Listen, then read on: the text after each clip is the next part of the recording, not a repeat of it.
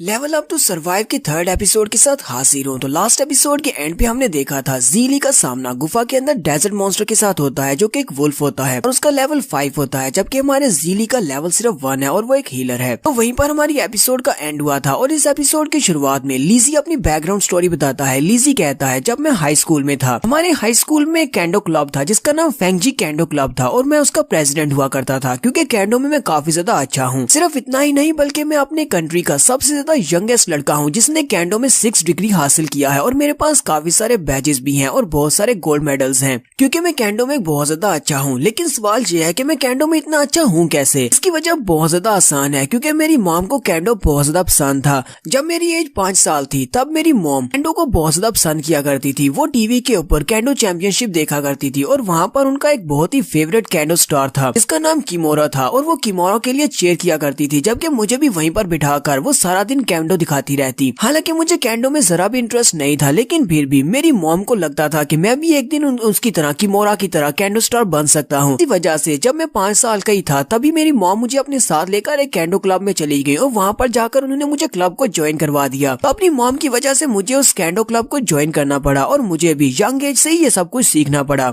शुरुआत में मुझे लगा था कि कैंडो बहुत ज्यादा आसान है, हमें बस अपने चेहरे को पूरी तरह से कवर करना होगा और अपने हाथ में लकड़ी की तलवार लेकर अपनी तलवार को सामने की तरफ घुमाना है। लेकिन असल में जब मैंने तलवार को हाथ में पकड़ा तब मुझे महसूस हुआ कि कैंडो इतना भी आसान नहीं है। जब वहाँ पर मेरे सामने मेरा ओपोनेंट खड़ा था उस वक्त मुझे एक डर महसूस हुआ। ऐसा डर मैंने अपनी जिंदगी में कभी महसूस नहीं किया। हमारे सामने एक ओपोनेंट जिसने मास्क पहना हुआ है, हाथ में लकड़ी की तलवार पकड़ी हुई है, वो हमारे पर अटैक करने वाला है। हमें उसी वक्त पता चल जाता है कि हमें उसके अटैक को अवॉइड करना है वरना वो हमें हिट करेगा। वहाँ पर हमारी उखड़ी हुई सांस और हमारी हार्ट बीट हमें बताती है कि ये खेल कितना ज्यादा एक्साइटिंग है। तो वहाँ पर एक कैंडो मास्टर के सामने मुझे बहुत ज्यादा डर महसूस हुआ और मुझे उस डर की वजह भी महसूस हुई कि वहाँ पर मैं इतना ज्यादा डर क्यों रहा हूँ। जब उस मास्टर ने मेरे पर अटैक किया उसी वक्त मुझे समझ आ गई कि मैं इतना ज्यादा स्ट्रॉन्ग नहीं हूँ कि मैं इसके सामने खड़ा हो सकूँ और ये सब कुछ इसी वजह से है। के बाद से मेरी इस कैंडो में बहुत ज्यादा इंटरेस्ट बन गई और मैं हर रोज प्रैक्टिस किया करता था। दिन रात प्रैक्टिस करने के बाद अपने आप को बहुत ज्यादा बेहतर बनाया। लेकिन फिर से जब क्लब के अंदर उसी मास्टर के साथ मेरा सामना होता सिर्फ एक ही रिजल्ट निकलता, मैं उससे हार जाता। उसके बाद मैं वापस घर आता और फिर से ट्रेनिंग करता। इतनी सारी ट्रेनिंग करने के बाद लगातार मैं कई सालों तक उसी मास्टर से हारता रहा। लेकिन इतनी सारी ट्रेनिंग करने के बाद नतीजा ये निकला कि जब मैंने चैंपियनशिप को ज्वाइन किया तो मैं अपने कंट्री का सबसे ज्यादा यंगेस्ट कैंडो मास्टर बन चुका था। मुझे 6 डिग्री मिला, उसके साथ साथ मुझे काफी सारे कप्स भी मिले। इसके बावजूद मैंने अभी तक कैंडो की ट्रेनिंग को नहीं छोड़ा और मुझे लगता है कि यहाँ पर वो कैंडो की ट्रेनिंग ही मेरे काम आने वाली है। यहाँ से हमारी स्टोरी फिर से हमारी कॉस्मोस गेम के अंदर आ गई है। ज़ीली कहता है इस गेम के अंदर जो भी पावरफुल होगा वो वीक को खा जाएगा या फिर उसको मार डालेगा। मुझे यहाँ पर सर्वाइव करने के लिए अपने कैंडो के स्किल्स को यूज करना पड़ेगा। तो डेजर्ट वुल्फ जल्दी से जंप करते हुए फिर से ज़ीली के ऊपर अटैक करता है, जबकि ज़ीली नीचे की तरफ झुकते हुए अपनी तलवार के साथ उसके ऊपर अटैक करता है। वो जल्दी से उसके ऊपर अटैक करने के बाद नीचे से होकर पीछे की तरफ निकल जाता है और अपनी तलवार को ऊपर की तरफ उठाते हुए उसकी गर्दन के ऊपर मारने लगा है। वो उसे लगता है कि अपनी तलवार के साथ उसकी गर्दन को काट देगा। ज़ीली कहता है यही मेरा मौका है, अभी मैं इसकी गर्दन काट देता हूँ। इस वुल्फ मॉन्स्टर ने तो मुझे कुछ ज्यादा ही अंडर एस्टिमेट कर दिया। लेकिन जैसे वो अपनी तलवार को उसकी गर्दन के ऊपर मारता है उसी वक्त उसके हाथ को एक जबरदस्त झटका लगता है। तलवार के अंदर भी क्रैक पड़ जाता है क्योंकि उस वुल्फ मॉन्स्टर की स्किन बहुत ज्यादा हार्ड है और इसकी लोहे की तलवार भी उसकी गर्दन को नहीं काट सकती। ज़ीली बहुत ज्यादा हैरान हो जाता है। वुल्फ मॉन्स्टर जल्दी से अपनी पूंछ को घुमाते हुए ज़ीली के ऊपर अटैक करता है, जिससे ज़ीली पीछे वाली दीवार के साथ जाकर टकराता है और वहीं पर टकराने के बाद वो नीचे गिरता है और लंबे लंबे सांस ले रहा होता है। ज़ीली कहता है अब मैं क्या करूँ, मेरी तलवार तो उसकी स्किन को भी नहीं काट रही, मेरे पास तो और कोई वेपन भी नहीं है। अगर मैं अपनी तलवार के साथ इस वुल्फ मॉन्स्टर को नहीं मार सकता तो फिर मैं इस वुल्फ मॉन्स्टर को मारूंगा कैसे? यहीं पर विंडो में उसको बताया जाता है तुम अपनी तलवार के साथ इसके ऊपर अटैक नहीं कर सकते क्योंकि डेजर्ट वुल्फ के पास बहुत ही स्ट्रॉन्ग डिफेंस होता है। और साथ ही उसे फिर से वीकनेस के बारे में बताया जाता है कि इसकी वीकनेस इसका पेट है, अगर तुम इसके पेट पर अटैक करोगे तो इसको मार सकते हो। तो ज़ीली इस बार उसकी वीकनेस को जानने के बाद कहता है तो मुझे लगता है कि उसके पेट के ऊपर अटैक करने के अलावा और कोई भी रास्ता नहीं है, मैं इसको और किसी भी जगह से अटैक करके नहीं मार सकता। वुल्फ मॉन्स्टर बड़ी स्पीड से भागता हुआ आगे बढ़ता है और ज़ीली के ऊपर फिर से अपने दांतों से बाइट करना स्टार्ट करता है। ज़ीली कहता है मुझे इसकी वीकनेस के बारे में पता चल गया है कि इसकी एब्डोमेन पे अटैक करना है, लेकिन मुझे पता चलने से क्या फर्क पड़ता है, इस वुल्फ मॉन्स्टर ने कौन सा मुझे अपने पेट के ऊपर अटैक करने देना है। ऊपर से इस मॉन्स्टर की स्पीड बहुत ज्यादा है और इसकी वाइटैलिटी भी ज्यादा है। मैं इसके ऊपर अटैक करने लगता हूँ, ये जल्दी से जंप करते हुए साइड पर हो जाता है और ये कभी भी अपने पेट को मेरे सामने नहीं आने देता। ज़ीली जल्दी से पीछे की तरफ हट जाता है और कहता है मुझे यहाँ पर कोई ना कोई प्लान तो बनाना पड़ेगा कि अगर यहाँ पर मैं इसके साथ फाइट करता रहा और इसके वीक स्पॉट के ऊपर अटैक नहीं किया तो मैं यहाँ पर फाइट से थक जाऊंगा और थकने के बाद ये आसानी से मुझे मार सकता है। ज़ीली कहता है अब मुझे यहाँ पर ऐसे ही लगने लगा है कि मैं यहीं पर इसी मॉन्स्टर के हाथ से मरने वाला हूँ इसी गेम के अंदर। ज़ीली अभी यहाँ पर इसी बारे में सोच रहा होता है कि उसके पास उसकी वार्निंग वाली विंडो ओपन होती है और उसे कहा जाता है तुम्हारा एचपी लेवल बहुत ज्यादा लो होता जा रहा है क्योंकि तुम्हारा ब्लड बह रहा है, जल्दी से अपने ब्लड को बहने को रोको वरना तुम्हारा एचपी लेवल डिक्रीज हो जाएगा। ज़ीली कहता है अब मुझे समझ आए कि मुझे यहाँ पर क्या करना है। हालांकि मेरी एचपी पहले से बहुत ज्यादा कम हो चुकी है लेकिन फिर भी अगर मेरा ये तरीका यहाँ पर काम कर गया तो मैं इस मॉन्स्टर को मार सकता हूँ। ये तरीका यहाँ पर काम नहीं किया तो वैसे भी तो मैं यहाँ पर इस मॉन्स्टर के हाथों से मरने वाला हूँ। मॉन्स्टर भी उसके ऊपर अटैक करने के लिए आगे बढ़ता है। ज़ीली भी जल्दी से आगे बढ़ता है। ज़ीली ऊपर की तरफ जंप करता है जबकि वो वुल्फ भी ऊपर की तरफ जंप करता है और यहीं पर ग्राउंड के ऊपर बहता हुआ ब्लड दिखाई देता है। ये वुल्फ मॉन्स्टर का ब्लड नहीं है बल्कि हमारे ज़ीली का ब्लड है। ज़ीली उसके सामने जाकर खड़ा हो जाता है और वो वुल्फ मॉन्स्टर जंप करते हुए ज़ीली के कंधे के ऊपर बाइट कर लेता है जिसकी वजह से उसके कंधे के अंदर से काफी सारा ब्लड बह रहा होता है। और यहीं पर नेक्स्ट सीन में दिखाते हैं कि ज़ीली ने अपनी तलवार को उसके पेट के अंदर दंसा दिया होता है। यही इसका प्लान था। उसने जानबूझकर उसको अपनी तरफ आने दिया ताकि वो खड़ा होकर उसके कंधे के ऊपर बाइट करे और उसका पेट उसके बिल्कुल सामने हो जहाँ से वो अपनी तलवार उसके पेट में दंसा सके। तो ज़ीली ने जहाँ पर इस गेम के अंदर अपने पहले मॉन्स्टर को मार दिया है। ज़ीली कहता है ये गेम तो बहुत ज्यादा इंटरेस्टिंग है, ये तो वाकई में बहुत ज्यादा रियल है। जहाँ पर इस सैंड वुल्फ को मारने पर उसे 6000 एक्सपीरियंस पॉइंट्स मिलते हैं और उसके साथ उसका लेवल अप हो जाता है। और उसका लेवल अप होने के बाद 5th लेवल पर पहुंच चुका है। इसके अलावा उसे 25 पॉइंट मिलते हैं जिनको वो अपने स्टैट्स में ऐड कर सकता है और एक्सपीरियंस के साथ साथ उसका एचपी भी दोबारा से रिप्लेनिश हो जाता है। वहीं पर उसकी बॉडी से काफी सारी एनर्जी निकलती है और उसके सारे के सारे जख्म फिर से हील हो जाते हैं। ज़ीली कहता है तो मुझे यहाँ पर ये भी एक नई चीज पता चली है कि जब भी मैं यहाँ पर लेवल अप होऊंगा चाहे मेरी बॉडी के ऊपर कितने ही कट क्यों ना हो चाहे कितने ही जख्म क्यों ना हो वो जल्दी से हील हो जाएंगे। अब क्योंकि इसका लेवल 5 हो चुका है तो लेवल 5 के जितने भी ऑप्शंस थे वो सारे अनलॉक हो जाते हैं और उनमें एक हिडन लेवल माल सिस्टम होता है जो कि लॉन्च हो जाता है। ज़ीली के पास विंडो ओपन होती है और उसे कहा जाता है कि तुम्हारा माल सिस्टम ओपन हो चुका है, क्या तुम इसको चेक करना चाहोगे। तो ज़ीली वहीं पर थोड़ी देर के लिए बैठ जाता है, अपनी विंडो की तरफ देख रहा होता है। ज़ीली कहता है ये तो वाकई में गेम सिस्टम ही है। मैंने गेम्स के अंदर अक्सर देखा है कि वहाँ पर मॉन्स्टर्स को मारने पर हमें एक्सपीरियंस पॉइंट्स मिलते हैं, साथ में हमें काफी सारे स्किल्स और आर्टिफैक्ट्स भी मिलते हैं और हर बार लेवल अप करने पर हमें कुछ ऐसे पॉइंट्स मिलते हैं जिनको हम लोग अपने स्टैट्स में ऐड कर सकते हैं और मुझे भी यहाँ पर 25 पॉइंट्स मिले हैं। लेकिन मुझे इस माल सिस्टम के बारे में नहीं पता चल रहा कि ये माल सिस्टम क्या है और इसके अंदर क्या होगा। तो वहीं पर उसके पास एंटर का बटन होता है। वो कहता है चलो देखते हैं कि इस माल के अंदर है क्या। उसके एंटर के बटन पर प्रेस करता है तो उसके सामने एक नई विंडो ओपन होती है और उसके अंदर उसका माल ओपन हो जाता है। उसके मॉल के अंदर बहुत सारे वेपन्स होते हैं, बहुत सारे डैगर्स और बहुत सारे दूसरे एक्सिस होते हैं, यानी बहुत सारे कुल्हाड़े और इस तरह के वेपन्स होते हैं जैसे बाले हो गए, यहाँ पे चाकू और नाइफ्स हो गए। इसके अलावा कुछ कवच भी होते हैं, यानी कि वो यहाँ से काफी सारी चीजें खरीद सकता है और उन सभी के स्टैट्स भी उसके साथ ही दिखाए जा रहे होते हैं। ज़ीली कहता है तो ये वो माल है जिसके बारे में बताया जा रहा था। यहाँ पर तो बहुत सारे वेपन्स हैं। तो यहाँ पर उसे लेवल्स के बारे में बताया जाता है। उसे बताया जाता है कि तुम्हें रोजमर्रा की जो काम की चीजें हैं वो सारी लेवल 5 के साथ ओपन हो जाएंगी। उसके बाद तुम्हें मेडिसिन चाहिए तो उसके लिए तुम्हें लेवल 15 चाहिए। अगर तुम्हें वेपन्स चाहिए तो उसको अनलॉक करने के लिए तुम्हें 30 लेवल चाहिए। अगर तुम्हें अपने डिफेंस के लिए इक्विपमेंट्स चाहिए तो उसके लिए तुम्हारे पास कम से कम लेवल 30 होना चाहिए। अगर तुम्हें अपने घर की रखी हुई सारी अप्लायंसेस चाहिए जो घर में इस्तेमाल होती हैं उसके लिए तुम्हारा लेवल कम से कम 50 होना चाहिए। बिजली से चलने वाली सारी अप्लायंसेस के लिए तुम्हारा लेवल 70 होना चाहिए। अगर यहाँ पर तुम्हें एक मर्सनरी बनना है या फिर मर्सनरीज को चूज करना है तो तुम्हारे पास लेवल 100 होना चाहिए। यहाँ पर लेवल सिस्टम चलता है। अगर तुम्हें किसी चीज को अनलॉक करना है तो तुम्हें इस गेम को अपने लेवल्स देना होंगे। ज़ीली ये सारे ऑप्शंस देखने के बाद काफी ज्यादा हैरान होता है और कहता है यहाँ पर वेपन्स वगैरह तो ठीक है लेकिन यहाँ पर घर की चीजें क्यों रखी हुई हैं। इसके अलावा यहाँ पर इलेक्ट्रिकल अप्लायंसेस भी मौजूद हैं। वाकई में ये सब कुछ भी मुझे गेम में मिल सकती है। इसका मतलब मैं यहाँ पर फ्रिज और टीवी भी मंगवा सकता हूँ। लास्ट में वो कहता है यहाँ पर एक मर्सनरी सिस्टम है इस माल के अंदर। इस मर्सनरी सिस्टम को एक्टिवेट करने के लिए मुझे पूरे 100 लेवल्स चाहिए। लेकिन इसके लिए 100 लेवल्स क्यों चाहिए, आखिर इसके अंदर ऐसा क्या है। तो वहीं पर डिस्प्ले का बटन होता है। क्या आखिर उस मर्सनरी सिस्टम में है क्या। वो डिस्प्ले के बटन पर क्लिक करता है। वहाँ पर बहुत सारे डिजिट्स चलते हैं क्योंकि यहाँ पर होलोग्राफिक इमेजेस उसे दिखाई जाने वाली हैं और वहीं पर उसके सामने एक मर्सनरी लड़की निकलती है जो कि एक होलोग्राफिक इमेज होती है लेकिन वो मर्सनरी होती है। मर्सनरीज यानी कि किराए के कातिल। ज़ीली उसकी तरफ देखकर काफी हैरान होता है और कहता है ये तो एक प्रोजेक्शन है लेकिन ये काफी ज्यादा अच्छी है। वहाँ पर और भी बहुत सारी प्रोजेक्शंस ओपन होती हैं क्योंकि मर्सनरी सिस्टम के अंदर उसके पास बहुत सारे ऑप्शंस हैं। वो इनमें से किसी को भी चूज कर सकता है। वहाँ पर एक सैमुराई का मर्सनरी होता है। इसके अलावा उसके पास एक मेटल के पूरे कवच के साथ एक बंदा होता है जो कि डिफेंस टाइप होता है। फिर उसके पास एक मैजिक टाइप का मर्सनरी होता है जो कि मैजिक को यूज कर सकता है। फिर उसके पास असैसिन क्रीड टाइप का एक निंजा टाइप होता है जिसको असैसिन टाइप कहा जाता है। जीली कहता है यहाँ पर तो बहुत सारे मर्सिनरीज हैं और वहीं पर उसकी नजर सर्विस मर्सिनरी के ऊपर पड़ती है। जैसे वो उसकी तरफ देखता है तो वहाँ पर एक लड़की होती है, आधे कपड़े पहने होते हैं। जीली उसे देखकर बहुत ज्यादा हैरान होता है क्योंकि वो बेड के ऊपर लेटी होती है। जीली कहता है ये किस बेकार इंसान ने गेम के अंदर ये वाला पार्ट डाल दिया है। और इस तरह की गेम के अंदर कौन यहाँ पर आकर मजे करना चाहेगा, वो भी इस तरह की एक मर्सिनरी लड़की के साथ। तो इन सारे मर्सिनरीज की कैटेगरीज को ये यहाँ पर सिर्फ देख ही सकता है क्योंकि अनलॉक नहीं कर सकता। यहाँ पर उसकी विंडो से कहती है जितने तुम्हारे पास लेवल है उतने लेवल्स के साथ तुम यहाँ पर सिर्फ डेली लाइफ की चीजों को ही अनलॉक कर सकते हो। तुम उन्हें अनलॉक करना चाहते हो। जीली कहता है अच्छा ठीक है, इसे अनलॉक कर दो। बेसिक चीजों के अंदर उसे काफी कुछ खाने को मिलता है, जिसके अंदर उसे ब्रेड मिलती है। इसके अलावा वहाँ पर पीने के लिए कुछ ड्रिंक्स मिलती हैं। तो वो उन सारी चीजों को वहीं पर बैठकर खाना शुरू कर देता है और कहता है मैंने यहाँ पर 5 लेवल्स को हासिल किया था और उन 5 लेवल्स के साथ मैंने ये सारी खाने की चीजें खरीद ली हैं। चलो अच्छा है, मुझे काफी ज्यादा भूख भी लगी थी। अभी के लिए इतना ही काफी है, फिर आगे का देखते हैं कि आगे क्या करना है। और यहीं पर हम लोग अपनी एपिसोड 3 का एंड करेंगे। एपिसोड की एक्सप्लेनेशन अच्छी लगी हो तो कमेंट करके जरूर बताइएगा। चैनल को सब्सक्राइब कर दे, वीडियो को लाइक और शेयर कर दे। शुक्रिया।